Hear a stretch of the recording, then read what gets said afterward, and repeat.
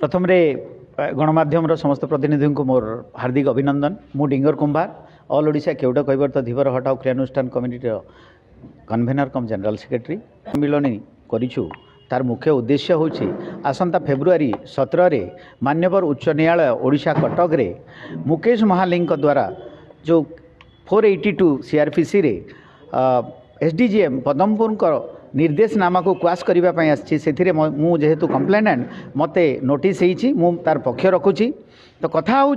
से 2002 पूर्वर निजे केउट होगी देवार सर्टिफिकेट नहीं से पाठ पढ़ले चाकरी कले सबू सुविधा नेले 2002 पर जिते केउटटा अनुसूचित जाति तालिकाभुक्त है से केउट ना नहीं चलले गोटे लोक दीटा कास्ट सर्टिफिकेट से नहीं सेटा हूँ गोटे धर्तव्य अपराध जोटा कि आपणकर मान्यवर उच्च न्यायालय मान्यवर सर्वोच्च न्यायालय आगरू निर्देशनामा करिसेंती जे एटा क्रिमिनल एक्टिविटी तांकर जहाँ प्राप्य नहीं थे सेटा बाज्याप्त हेबो तांकर नारे क्रिमिनल एक्शन हेबो किंतु से तांकर पदमर्यादार दुरुपयोग करिगिरी तळ कोर्टे तो आमे न्याय पाइलु किंतु थाना रे से तांकर दुरुपयोग करिगिरी सेटाको रेजिस्ट्री करि नहंती। आमे आशंका करूछु जे एई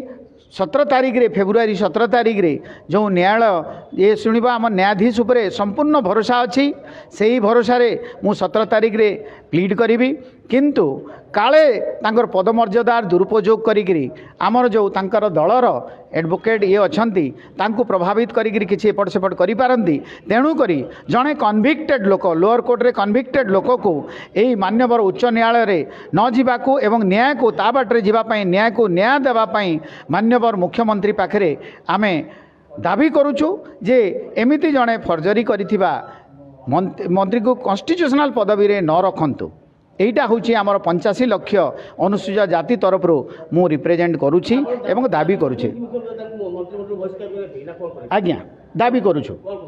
आमे दाबी करुछु जे सीए जदि कैबिनेट मंत्री थिबे आउ न्यायालय जहाँ हेले भी तांको गोटे अनुग्रह करि पारे तो कहीं ना आमे गोटे कॉमन मैन यही आशंका करिगिरी आमे कहूछु जे तांको बहिष्कृत करंतु।